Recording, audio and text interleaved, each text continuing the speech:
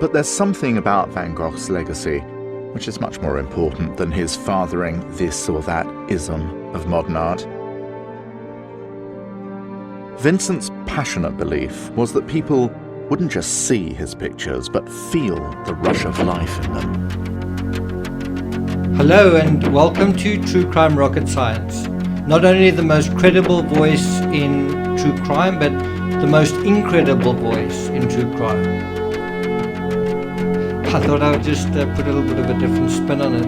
I've actually been thinking a little bit about the statement or the little comment Van Gogh made where he was saying the pace of modern life. And I think another dimension to that, the reason that he was so struck by this sort of frenetic activity around him, is bear in mind he'd spent about a year in this asylum where kind of nothing is happening, where people are in a state of limbo, where people are just sort of lying around, languishing, some of them slowly dying, some of them just slowly disintegrating, losing their minds or whatever. And nothing's happening. Those people aren't working. They're simply lying around, and, it's that sort of vibe you often get in hospitals, that sort of slow decay feeling, that sort of just constant languishing in illness and in whatever state one is in. One often gets that sort of sense of entropy in a hospital, doesn't one? And so Van Gogh had been in this state, not necessarily himself so much, but surrounded by this. And no wonder he felt so unhappy. No one's coming to visit him. Nothing's happening. It's just this limbo constantly. And then sort of suddenly catches a train. That's already a huge transition. The countryside wheeling by, and then he's in the big city of Paris again. And it's, if you've been in the country for a year, even a couple of months, returning to a city can be quite a jolt, right? And even the quiet countryside of Auvers, it's not necessarily a quiet countryside in the sense of birds tweeting. It is farms being plowed. It is farmers sowing. It's milking the cows, and sometimes the farmyard setting can be quite busy. You can hear all the animals, the geese, the ducks, the cows, the sheep, whatever, the hens crowing. It can be kind of quite a cacophony. And that's quite a difference again to the quiet of a hospital. Often there are signs outside hospitals saying silence. And that silence can sometimes be quite deafening and even debilitating. It's this deathly silence that can hang over a place, and it sort of feels like nothing happens. So that was just a thought that I had, where I was just thinking about how on earth could he be thinking about this pace of modern life. And I think it's, as I say, it's not just something like new technology and building new roofs, but it's also the contrast to what he knew. Something else that I think is another dimension to it, or another aspect, is bear in mind Van Gogh doesn't really have a proper job. He doesn't really have a proper income. He doesn't have a family. So he's kind of this fellow who's moving through the world, and he's seeing other families and other people working, and he's sort of moving through that.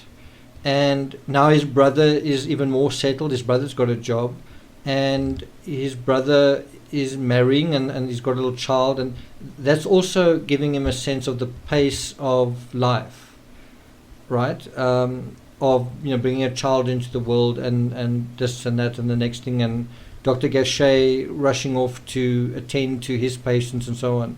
And I think Vincent's feeling a bit sort of left out of it. He's feeling left behind by the hustle and bustle of everybody else, if that makes sense. Now, what I can also tell you in terms of my experience, at one point I left South Africa to teach English in South Korea, and at the time I left, I was grateful because I just couldn't get work. There's a lot of talk now about Black Lives Matter, but in South Africa, as a white person, you simply often, no matter how qualified you were, you just couldn't get work. So it was kind of a reverse scenario to that, like white lives don't matter kind of thing. Anyway, in South Korea, I was very, very grateful to get a job, and when I got a job, after a while, like after 2-3 years, I started feeling like it. I mean, I was just teaching the language that I could speak, despite having a degree and a postgraduate. And I just felt sort of like I was underperforming and I was underachieving. And I started comparing myself to other people close to me, some of my best friends who were doing really, really well. And, you know, that not only had they started families, but their jobs were, you know, doing quite well. And for whatever reason, they were able to, some of my friends have, you know, were like the number one students at school or university. And so that kind of was their ticket to, you know, getting in. So if you were not quite number one, then you could sort of languish. And that's what happened to me. So anyway, so I reached a point where I no longer wanted to teach in Korea. I wanted to come back, but it was still the same situation. Well, good luck getting a job. And even so, I was just like, I can't carry on doing this. It's just not inspiring me. I'm not stimulated. This is not what I should be doing with my life, kind of thing. And that also gave one a sense of the rapid pace of life where you're being left behind, where other people are doing things and their lives are on track and they're going somewhere and you feel stuck. And I think Van Gogh was going through that as well. And at the time, I kind of said to myself, well, what can you do? This friend can do that, and he applied himself in that, and he focused, and he's following that path, and that makes sense, and that one is doing that, and this family member of mine is doing that, and what are you doing? Like, what can you do? What's your destiny? And I sort of came up with, well, what about writing? And I was like, no, not writing, something else. And I think that was a big change where I finally sort of looked in the mirror and I was like, what about writing? Maybe you should do this thing that you're kind of afraid of doing.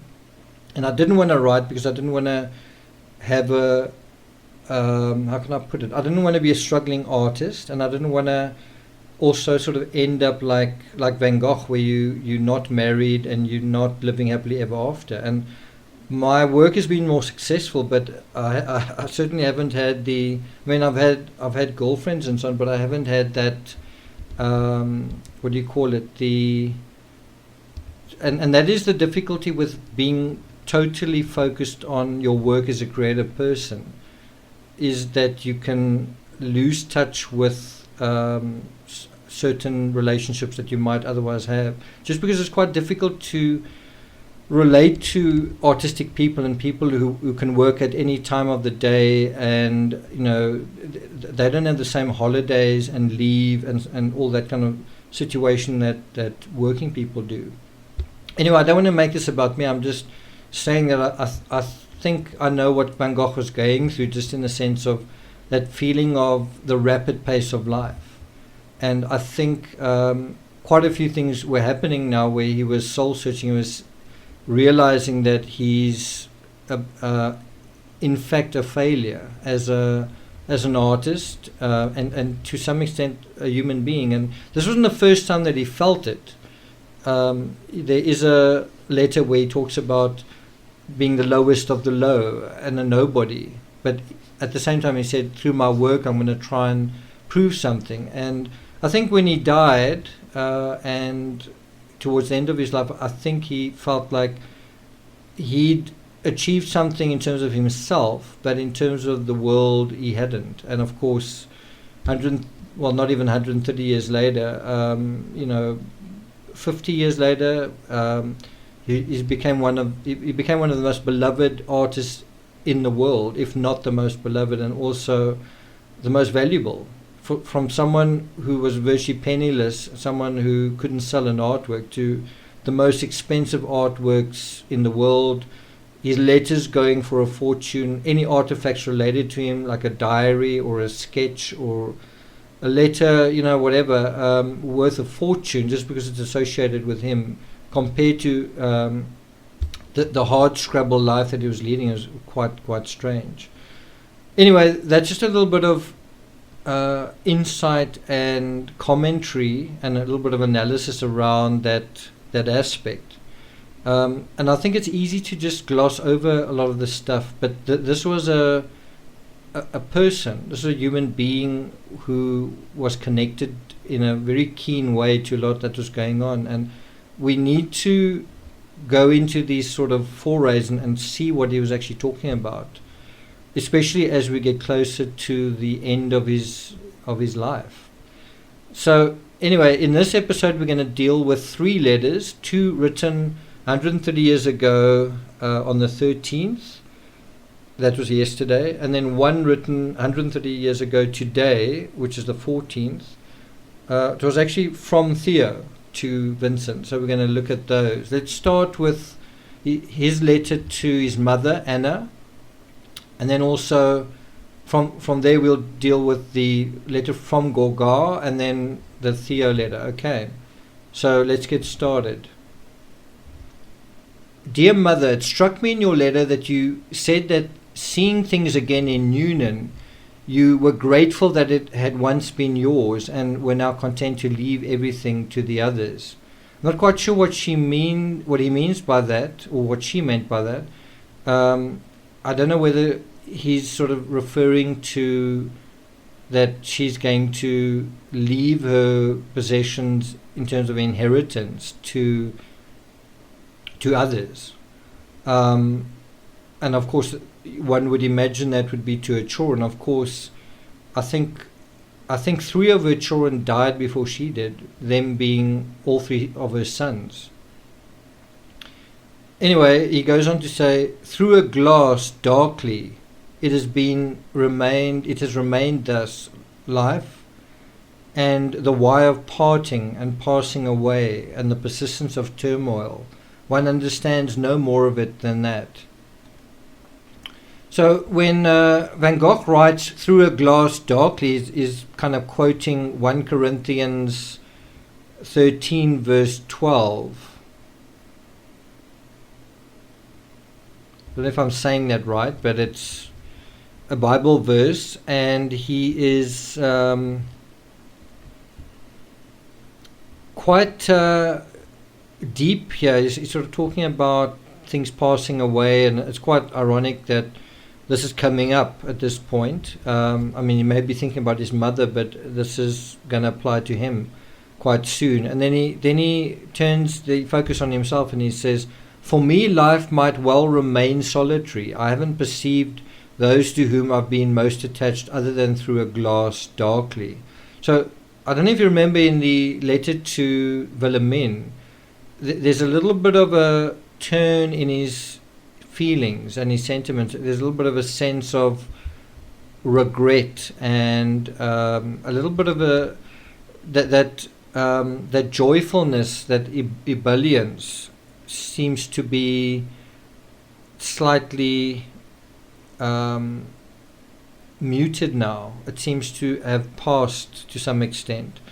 And despite all his talk in his previous letters to his mother and his sisters about making pals with Dr. Gachet and whatnot, now he's thinking in a different way. Now he's thinking, I might stay, he doesn't say single, he says solitary. I don't know whether he's thinking single, but maybe another way of looking at it is just being alone. He's going to stay lonely.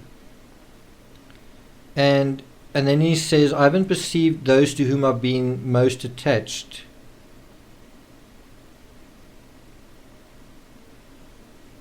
And I guess that's a reference to Theo. Anyway, he goes on to say, and yet there's a reason why there's sometimes more harmony in my work nowadays. So at least in this respect, he's quite positive. He's saying, my work is now more cohesive, it's more sensible, it's more, it is better.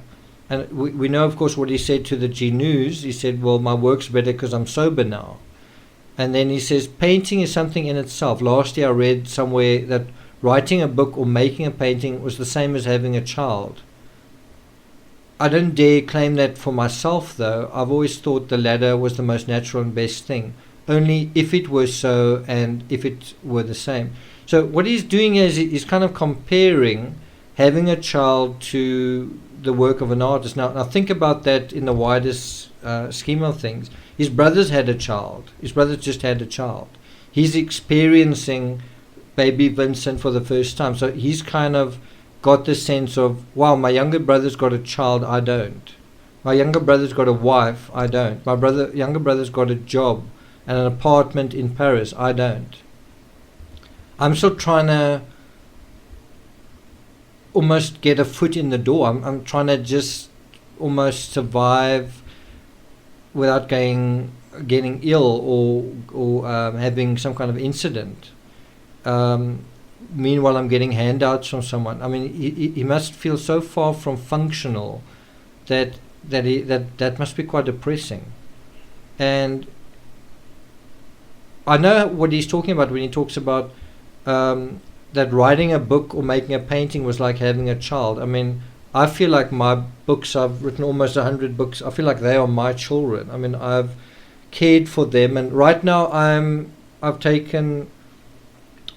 looking after a puppy. I've got a little puppy, and I feel a great conflict between my work and this puppy.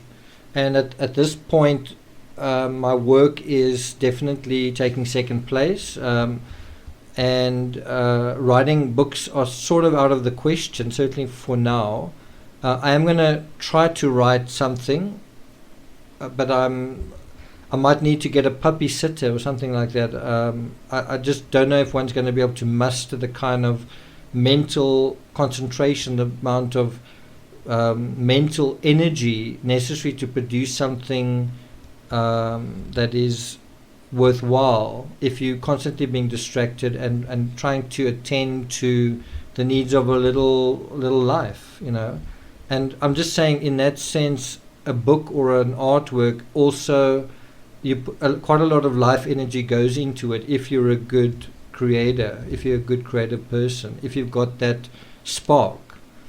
And I'm just saying, if you've got a child, that kind of sucks up the creative spark. Maybe if you're a engineer or something, it's a little bit different, you know. It's a different kind of thing that it draws out of you. Not saying absolutely not different, but it's a different kind of energy.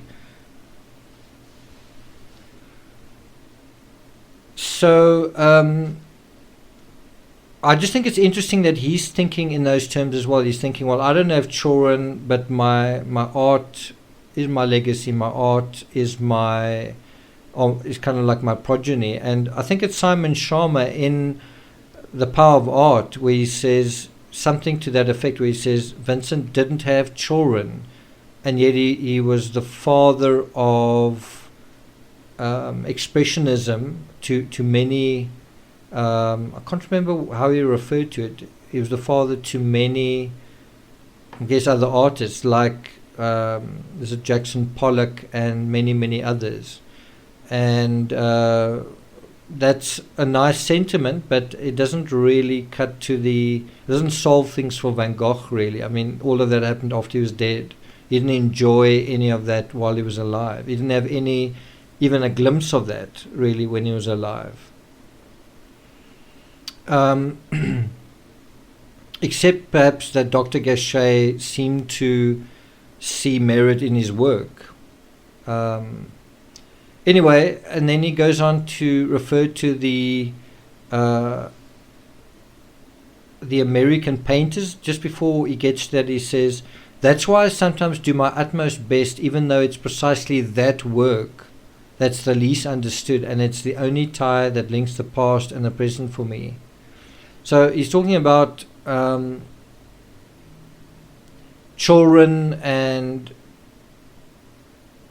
paintings. And then he's saying, well, that is why I do the best that I can in my work, even though no one understands it. because the only thing I've got anchoring me to me. It's the only thing that, in other words, it's kind of his house of cards. It's some people have a house of cards that's quite elaborate. It's a house, it's a garden, it's a family, it's a job, and all, but it's still a house of cards. You can still lose all of that. And his house of cards was kind of one thing. It was just his art. You take that away, what are you? What do you have? And what makes it worse is, what if you've made this house of cards and no one understands it, or they don't like it, or they don't want really anything to do with it, kind of thing. It's they reject it. And he's saying, my art gives me a sense of me. It gives me a sense of continuity between who I was, who I am, and who I'm becoming. I know what that's like. I know, as an author, the books that I wrote years ago, I can sort of feel the music in them. I can sort of feel, when you played a song sometimes, and you played it over and over and over again, and meant a lot to you, and then later on in life, it just is different. You might still like that song, but you sort of think about it in a different way. Sometimes with sentimentality, and sometimes with kind of a sense of regret, even sometimes with a sense of just mixed feelings. I've been doing that a lot with the Cranberries lately. So then he talks about the painters. He says there are a lot of painters here in the village. Next door, a whole family of Americans who paint day in and day out, but I haven't seen any of their work yet, and it's usually just all too weak. That's one thing about Vincent van Gogh that I quite like, is he is a straight shooter. He doesn't mince words. He has quite high standards. He kind of punishes himself with some of his high standards. He's also got some quite low standards in terms of women, I think, and then also in terms of how can I put it? Drinking and things like that. And one could even say, I don't know if it's a low standard, but just that he was used to living humbly. And sometimes I think you can respect yourself by saying, I want to live better than this. Not necessarily with excess, but just saying, I require a better standard for myself. I want a better environment for myself. And I can tell you, I've just had curtains made, and I especially went to source the curtains. They had to be a certain kind, and I didn't like any of the curtains in this material shop that I went to, so I had them specially sourced, and I had to pay for it. And that's not quite what I'm talking about, because I think one's being a bit spoiled in that way. But I'm just saying, where you give yourself a bit of credit and you say, I want things a certain way. I don't want to just accept the minimum, right? And so in that sense, I think Van Gogh had very high standards, but also some low standards. But in terms of painting, of course, he had fairly rigorous standards, and so it's quite interesting, quite humorous to see him sort of laughing at these wannabes trying to do art, calling it very weak. And then he refers to Theo. He says Theo, his wife, and his child were here on Sunday. I think this is very much weighing on his mind. He's getting a sense through his brother of a life that he's missed. He's missed the boat, and he's continuing to miss that boat.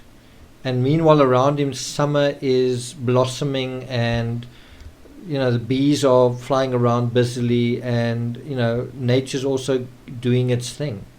And he's just seeing all of this pass him by, the world passing him by. And he says, we lunched at Dr. Gachet's, and then he says, then my little namesake had pretty much his first encounter with the animal kingdom, since there are 8 cats, 3 dogs, as well as hens, rabbits, ducks, pigeons, and so on, in great numbers around the place. Now, I said earlier just that your sense of the busyness, the hustle and bustle in a place, might not just be trains passing by. It can also just be farm animals making a racket. kind of at the same time. Roosters crowing, first thing in the morning, cows mooing, ducks quacking, dogs barking, cats running around chasing one another, and in some places you get a lot of you almost like a combination of domestic animals, so not just farm animals but also domestic animals like chickens and dogs and cats and rabbits and whatnot.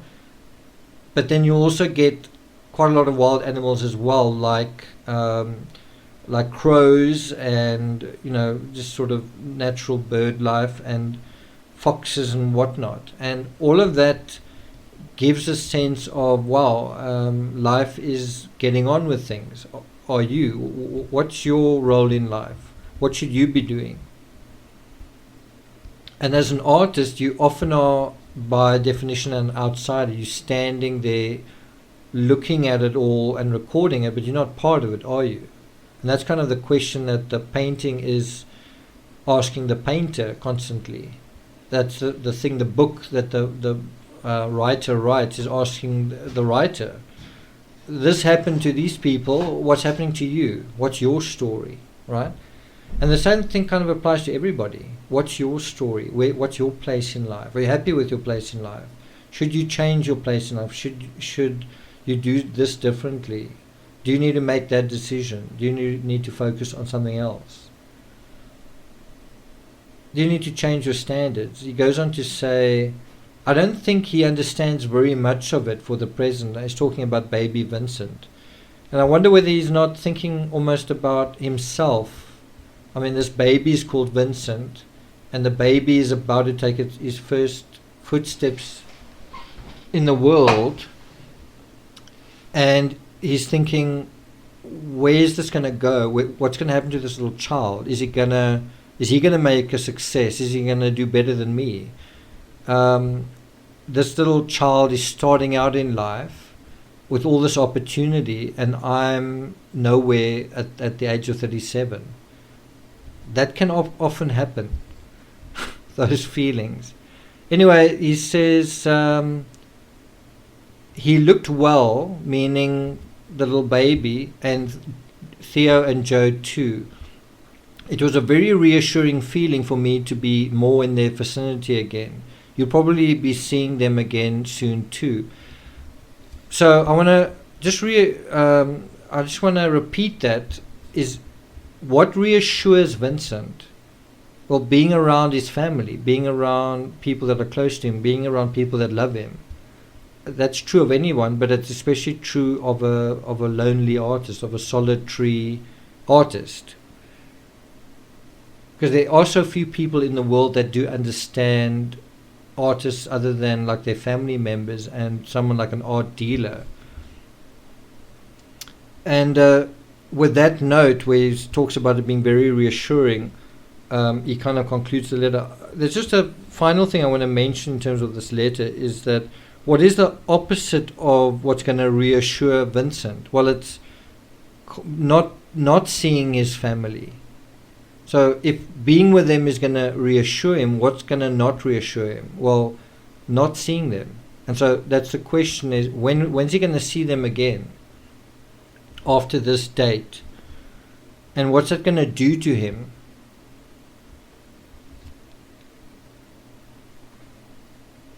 Okay, now we're going to deal with the letter from Paul Gogh to Vincent van Gogh, written on the 13th of June 1890. And Gogh writes, My dear Vincent, your letter had made me believe that you had gone back to the north, that's to say Holland, and I didn't reply as I was awaiting your address. It's quite interesting that Gogh's impression is that Vincent has sort of just gone home, left France, in other words, left the asylum and then just sort of gone home, which I don't think reflects very well on his opinion of Vincent, but anyway. And then he kind of says, that's why I didn't write back. So he hasn't been a very good friend, but he's writing now, and we'll see why. He says, I've seen the canvas of Mrs. Genoux, very fine and very curious. I like it better than my drawing. I don't know whether think that that's true. I don't know whether, I kind of get the feeling Gogh is buttering him up here, but who knows? Again, why is he buttering up? Because he needs money. We'll get to that in a second. Bear in mind, he hasn't written to Vincent despite... Anyway, he says, despite your ailing state, you have never worked with so much balance, while conserving the sensation and the interior warmth needed for a work of art, precisely in an era when art is a business regulated in advance by cold calculations. So, yeah, he's also flattering Van Gogh, saying, despite your ailing state. Well, what's that? He doesn't say despite your madness, just your state of being in a state, I guess, of illness, ailing. He says your work, your art is improved, and I guess it's because he's sobered up, isn't it? And then he says it's because you've never had this much balance in your work. Again, I think that's true to an extent, but I also think he's flattering Van Gogh. Anyway, he goes on to say, do you remember our conversations of old in Arles, when it was a question of founding the studio of the tropics? I'm on the point of carrying out this plan. So it's almost like he's recruiting Van Gogh to say, hey, do you want to help me with this? Now, Van Gogh's not in a position to found a studio, right? And it's kind of quite funny is that Van Gogh invited Gogh to Arles to found a studio, and guess who abandoned who there? Now he's writing to say, well, now I want to found a studio. Do you want to help me out? And then, but he's got a problem. He says, I'm on the point of carrying out this plan, founding the studio, if I obtain a small sum necessary to found the establishment. In other words, if I obtain a small sum of money, he says, I'll then go to Madagascar with a gentle, moneyless tribe that lives from the soil.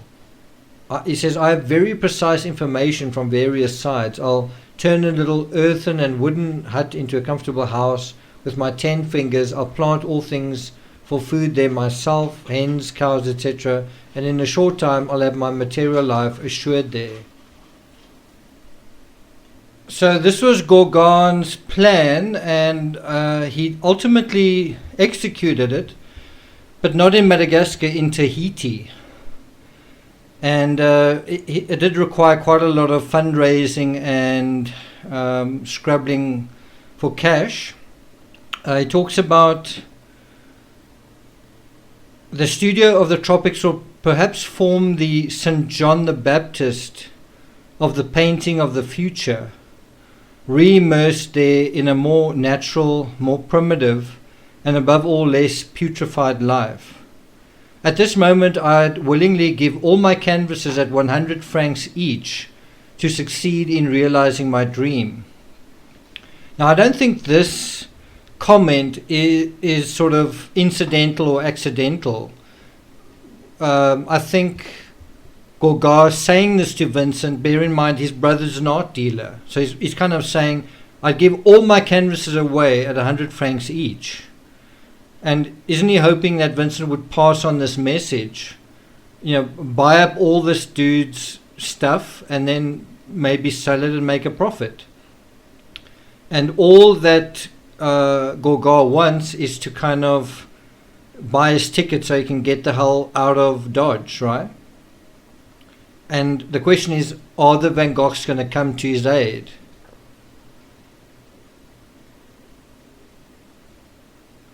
He goes on to say, in Madagascar, I'm sure of having the calm necessary for good work. So here you have another artist who's also talking about needing calm, needing kind of peace of mind. Does that mean Gauguin's mad? It just means that an artist does need to have the appropriate environment in which to work. And is an asylum or hospital the appropriate place to work? No, it's not. He goes on to say, for the moment I'm going to spend 2 months in Brittany with Dehaan. Brittany is a province in the west of France, and it's not that far from Saint-Remy. It's not that far from Orvers-sur-Oise. So what is very interesting is that Gogh is kind of, I don't know if he's pretending, but he's seeming to say that he didn't know where Van Gogh was until this moment. But now he does know, because how else could he have written to him? And so the other question is Gogh going to visit Van Gogh now that Van Gogh is living around the corner from him? Not quite as around the corner as Theo, but nevertheless is very close geographically to him. Is Gogh is now kind of asking Vincent for money, sort of as a, through his agency, through his brother. Is he going to come and visit him? Well, I can tell you the answer to that. And the answer is not only no, but Gogh wouldn't even bother to attend Vincent's funeral. That tells you what kind of a shallow, two-faced guy that he actually was. I don't really like Gogh at all. I quite like his art, or some of his art, but I don't think he's a very nice chap. He goes on to say, still the same address at Le Pouldu near Kumperley. I guess that's where he is in Brittany. And then he says, let's hope that you're going to manage to recover completely in Orvers. Cordially, ever yours, Gogh.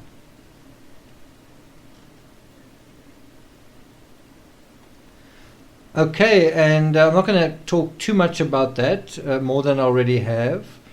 Let's now go to, sorry, I thought it was a letter from Theo to Vincent. That occurred the very next day, the 15th, which is a Sunday. Today's Sunday, but of course it's the 14th. Anyway, so from on the 14th of June, so exactly 130 years ago, in terms of the number of the date, the numeracy of the date, this was a letter from Vincent to his brother Theo.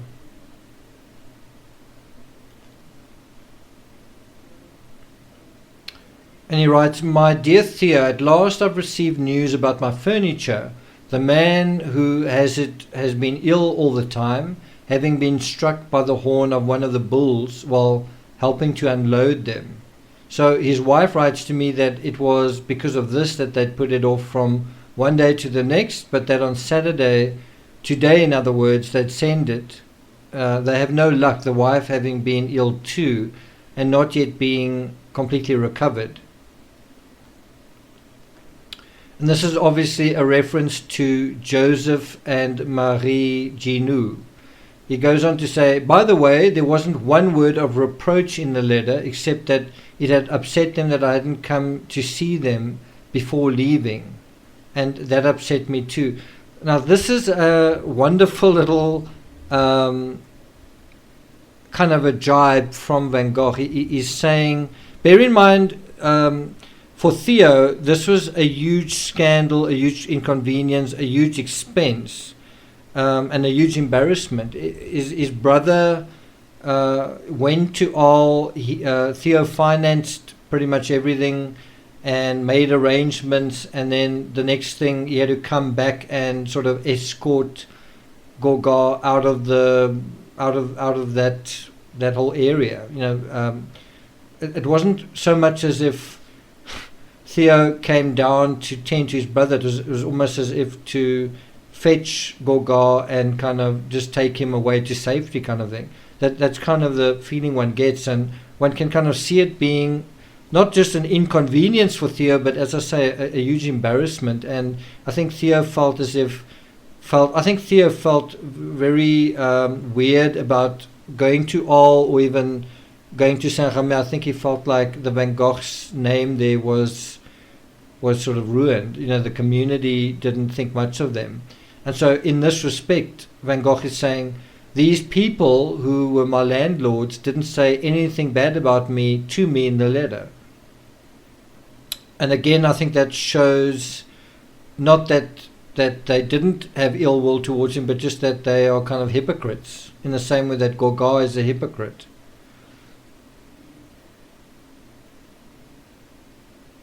He goes on to say, enclosed I must send you an order for some colors I have another study that's in the genre of the harvest, that's at your place in the room where the piano is.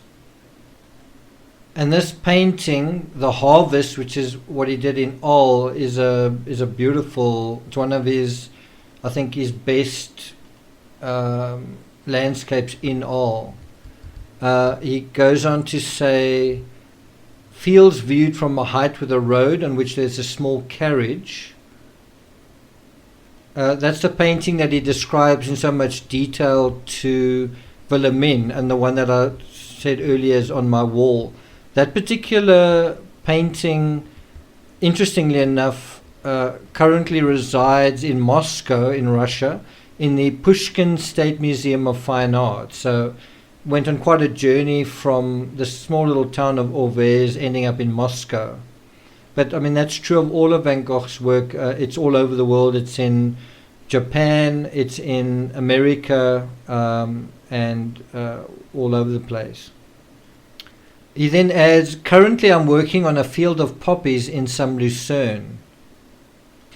And I must say, I saw red poppies all over Europe when I travelled there last year, basically in May last year. I saw poppies in Portugal, I saw poppies all over France, and I saw poppies all over the Netherlands. So they really are eye-catching. They really do brighten up a countryside. And then he makes a reference to Dr. Gachet. He says, and I have a vineyard study which Mr. Gachet liked very much the last time he came to see. And that's also an artwork that I think he refers very briefly to in his letter to Wilhelmine. It's quite a bright image of Auvers with looks like quite newly whitewashed cottages, and here and there a brand new tiled roof. Just looks like a very bright sunny day, or just that the countryside is bright, and with all the cottages, it's kind of got a colourful aspect to it. And then he says, for the moment I have nothing else to say. A letter came from my mother, who had been at Newnan and was very much longing to see you come and to see the little one again. A firm handshake for both of you. Okay, and so this is quite a short letter from Vincent. He's basically just saying the furniture is on its way, I think, and I think that's kind of a indirect way for Van Gogh to say, well, can you send me some money for that? Because I think that would be on the cards. And at the same time, he is asking for money for colours. I don't know whether in that order he asked for anything else, but there it is.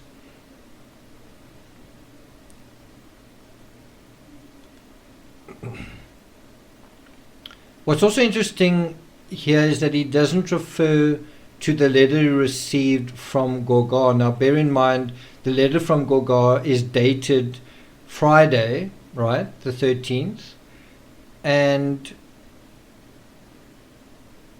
his letter to Theo is the next day, Saturday the 14th, and yet there's no mention of Gogh. Now bear in mind, he does make that comment about there's not a word of reproach in the letter to the G News. He doesn't say anything about Gogh. He doesn't say anything about Gogh's plans. He doesn't say anything about this thing of him wanting to sell all his canvases for 100 francs each. One kind of maybe has a sense that Vincent might be a little bit put off by Gogh, might even be quite hurt or angry, or he may even feel again that sense of modern life rushing around, where it's like, wow, his pal Gogh is now going to go to the other side of the world. His brother Cor sailed to South Africa. So again, it's the sense that everyone's doing something except him. He's stuck in Auvers with this weirdo doctor. I was going to end off here. I mean, we're already at about 45 minutes, but I think we might as well just attend to Theo's reply while we're here, which would have been tomorrow, 130 years ago, so Sunday the 15th of June, 1890. This is Theo's response to Vincent's letter from Paris. He says, "My dear Vincent, I'm really pleased that the news you give us remains good and that the courage for work is far from abandoning you. Tassay is to send you the colors you ask for today." It just shows you how quickly Theo is able to respond. This is even on a Sunday, on a weekend. Vincent asks for paints, and it's like immediately there's a response. Tanguy, I think he's an art dealer, was telling me the other day that the tubes from Tassay were much shorter and therefore contained less paint than his. If that was the case, tell me, for I can make use of that to have a reduction in the price. It will be much calmer for you when your furniture's arrived too, so that you may perhaps be able to find a colleague to stay with you. There's a Dutchman who will come and see you. He was recommended by De Bock, who had recommended Fontainebleau to him, but he doesn't find it to his taste. I don't know if he has any talent. He had nothing to show. So you can see there's still this idea of setting up a studio. And now it's almost like the studio is going to be possibly in Orvers, right? And at the same time that they're talking about setting up a studio, Gogh is talking about setting up a studio in the tropics. Instead of coming to them and having another go at it, he wants to go somewhere else in the world and do it his way. He goes on to say, I don't know if he has any talent. He had nothing to show. Lozay came yesterday morning to see your paintings. He's very busy with his Monticellis, which are going to be published in 10 days' time. He very much likes the portrait of a woman you did in Arles. It's perhaps just what he needs for his Martinique visit, his Martinique project. But if it's to depend on a payment to an inventor, it isn't yet really certain. Enclosed with this letter, you'll find a letter from him which he asked to send to you. His stay with Schufenecker isn't doing him any good. He's hardly working at all, whereas Brittany inspires him. So it's good that he's leaving. So this is a really weird thing in the letter. It's referring to Brittany and someone leaving, and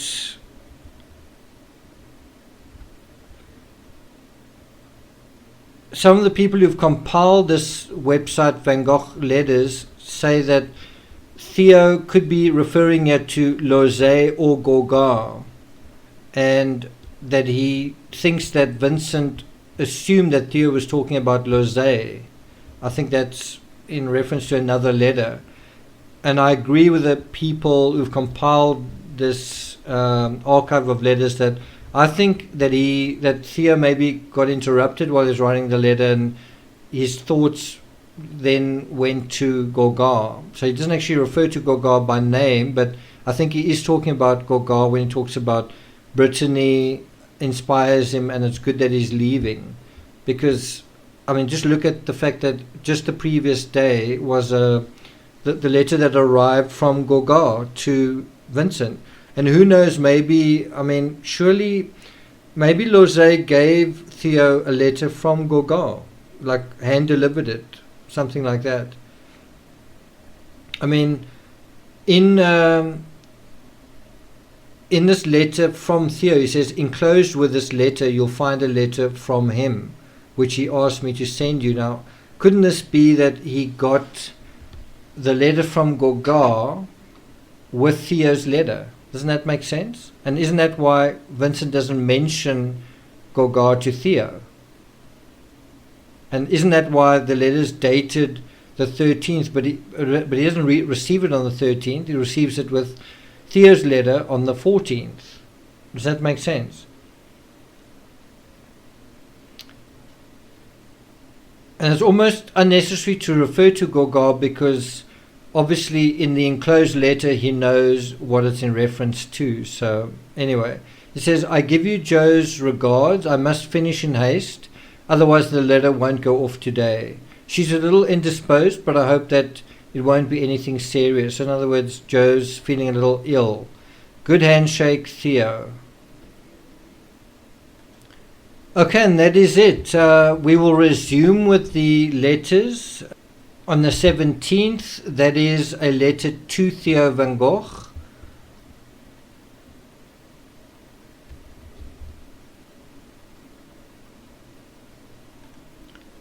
From Vincent. So I will see you guys again in terms of the hashtag 130 years ago today Van Gogh on the 17th. Until then, stay safe, make sure you're getting enough sleep, eating well, resting well. I hope you've enjoyed your weekend so far, and I'll see you guys next time.